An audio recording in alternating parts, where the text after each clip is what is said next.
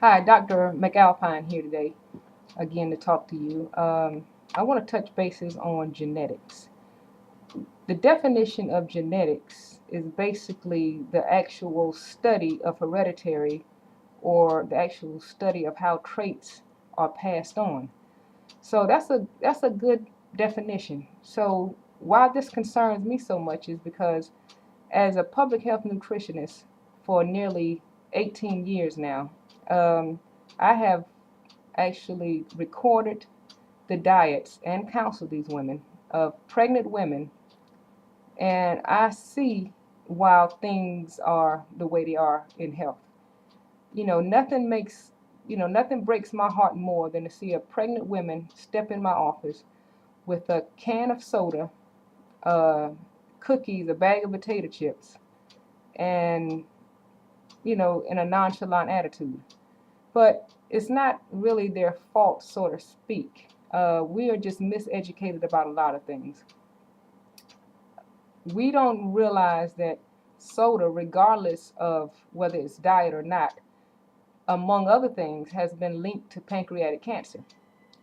So if soda has been linked to pancreatic cancer and it's affecting our pancreas, what do you think it's doing to that tiny unborn?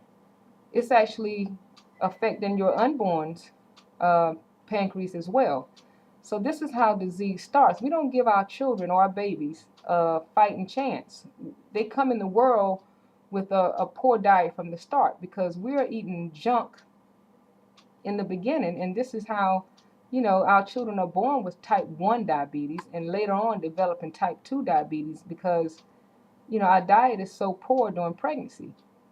Mental illness, another degenerative disease that has many um, I should say many misconceptions.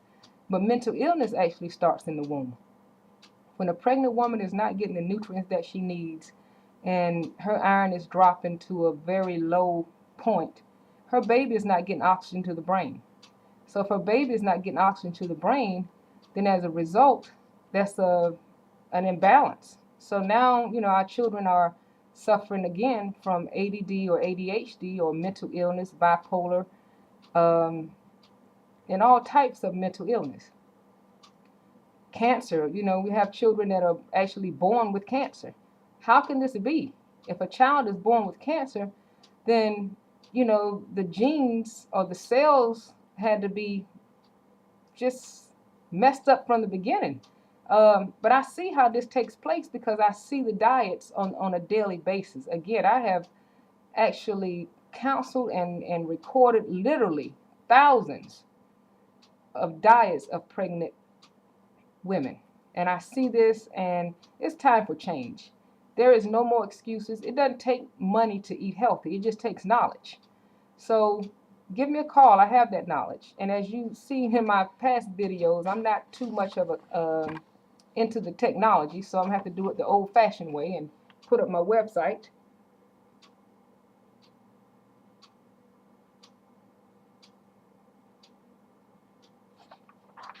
I never said I was into the computers and technology, but I am into my health and nutrition and the health of others. Again, I'm speaking from personal experience. I was one of those women that was pregnant that gained 50 pounds, and my first child was only 4 pounds and 6 ounces. And I know for a fact that was a direct result of malnourishment from me eating all the wrong things where I gained the weight, but he was being malnourished because I wasn't eating the right things. And then, we carry on with our children after we eat wrong during pregnancy, then we feed our children fruit snacks instead of real fruit. Gummy bear vitamins instead of the vitamins that's found in real foods. Uh, Candy, cookies, no nutritional value whatsoever. So if the body is not nourished, then it's inevitable that disease is going to happen. So that's why it could be understood that disease is reversible because all you have to do is have the knowledge to change and correct what you have done wrong. And I have that knowledge. I have the experience. My program is very easy and simple to follow.